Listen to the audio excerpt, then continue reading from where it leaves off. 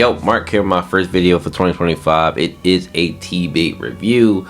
Don't worry, my tower got people who do watch this. I do got some videos coming, but we got to catch up to TBATE because it's been a little minute. We got 4 chapters, 198, 199, 200, and 201 that just dropped this past week. And we got to cover the events, so let's go over it because stuff been heating up. We start with 198, the introduction to a party that's going to be happening, a celebration of Arthur's defeat of the Retainer. So we have Tess in a dress. I ain't gonna lie to y'all, like, the art has been so good. I'm really enjoying this new artist. However, I don't like Tess's dress. It's not necessarily an illustrator thing, like they made the dress, like it's probably how it was designed, you know, through the light novel. So I don't really like her dress. You know, Tess is still, you know, Tess, she's still cute or whatever, but I don't like the dress that much. I just want to throw that in there. We see her meet up with her crew, you know, Stanner, Karya, and they go to the party, and you get to see a bunch of old characters that we haven't seen in a while. We get to see Claire, we get to see the Blade Hearts, Emily, Gideon. I am great and happy to see Claire because we haven't seen her since the whole thing at the school. So we get some background on her about what happened. Apparently her core shattered, she can't really help. And then we also get a little background about everybody else. We already knew about Tess, but you know, Curtis became a teacher. Catelyn is training under Varay. And speaking of which, we get to see Varay too. Varay looks good, okay? She looks way better than Tess does here. Like, Varay looks good. I originally liked long hair Varay when we first got her, but this version of Varay, hot. Like, can't get over it. But that leads us into Arthur, who is giving a speech, and that's going to take us to 199.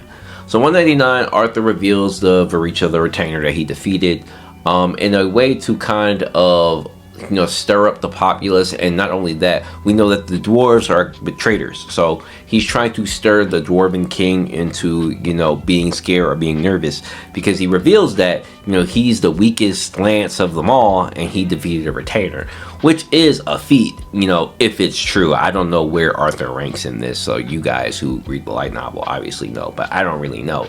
But his speech was really, really good. I thought it was really, really intimidating and well done. I was shocked that Varay was actually shocked about it. Like, maybe they didn't tell her that this was happening. I think that's pretty obvious.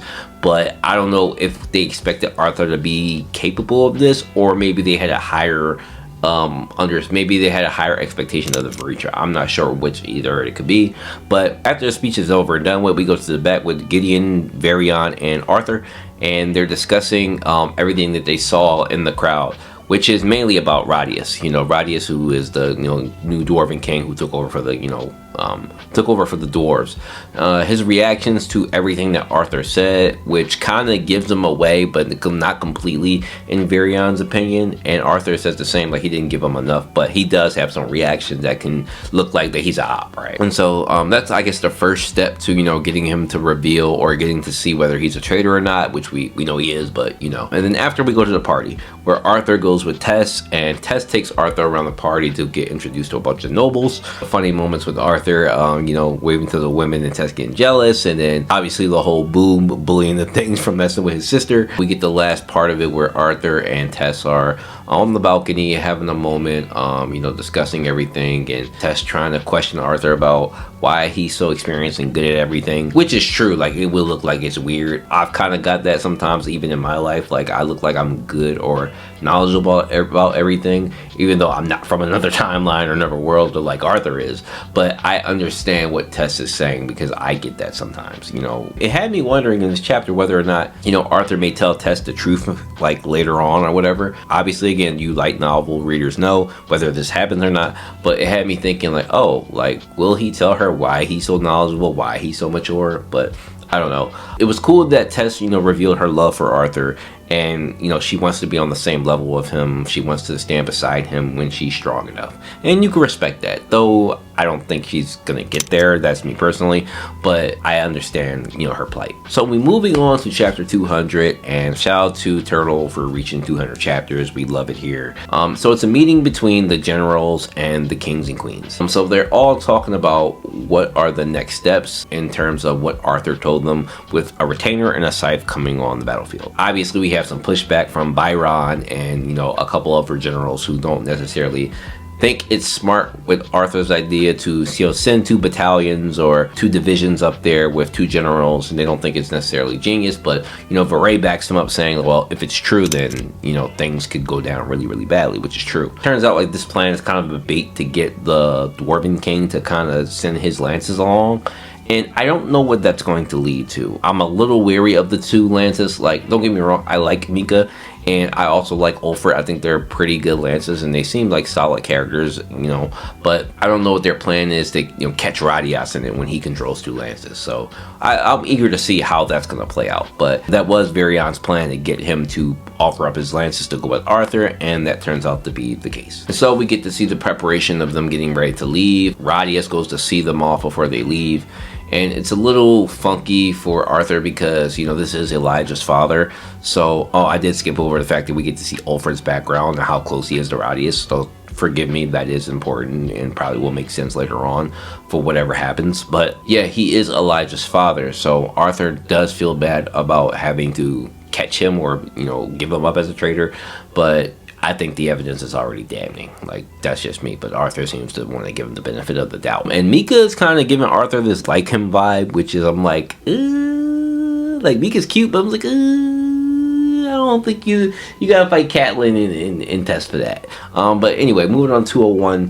201 we get Ulfric 201 we get Mika, Ulfric, and Arthur traveling, and they obviously camp for the night. They're also all getting to know each other. Mika is kind of like giving Arthur the, you know, like him vibe, trying to understand him, and, you know, Arthur, you know, lets him know that, yeah, I'm quadramatical. He was meditating, and she tries to get him to understand gravity more, and he's not going to tell her everything, which I'm glad he didn't, because I was kind of thinking that myself, like, don't give up too much of yourself.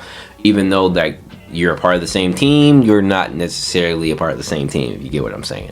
But Mika turns out to be a genius. I always thought Mika was kind of stupid, only because of the way she speaks. Not that, like, she looks stupid, but it's the way she speaks. Like, you know, typically, and speaking in third person like that, you usually don't think too highly of their intelligence level. No, granted, I'm not saying she got her land spot for being a dumbass. Like, I'm not saying that. But I didn't think she was, like, intelligent, and maybe she is, but she's considered a genius where she comes from and her bloodline with the dwarves, which makes sense to me. But Ulfric kind of said it for me, saying, like, yeah, you're better off learning from a pebble than her, which means that, like, she's a genius when it comes to what she wants to do, but, like, teaching other people isn't her thing, and that's kind of what I was getting at. She's, you know, trying to hit on Arthur and, you know, kind of put herself up as beautiful, and her Ulfric kind of get into it where she's spazzing out, which I thought the same thing as Ulfric. She's kind of immature, and apparently she's like 50 plus or whatever age she is. So her spazzing out, and Arthur, I agree with Arthur. I'm like, you can't spazz out like this. Like, you gotta chill. You're gonna give yourself up. But, you know, things calm down, they go to sleep, and, you know, Arthur gives them the plan, which is basically they're going to go to Arthur's hometown. Arthur and Mika are going to be dressed as slaves, with Ulfric being the slave carrier, and they find somebody who has a carriage and a horse, and they're going to ride and make their way into town. So I'm not sure what the plan is, but obviously there's a plan behind a plan, and there's also another lance behind them. I have an idea of who it is. I don't think it's the elf lance. It's the one girl, I don't know her name, I forget her name, but that'll be interesting. So I hope nothing ever happens to Arthur where, like, she needs to get involved to help Arthur, but who knows what's going to happen with the doors, right, and what Radius's plans are. So yeah, if I had to rate each chapter, 198 would be a 6, 199 would be a 8, 200 would be a 9, and 201 would be a 6.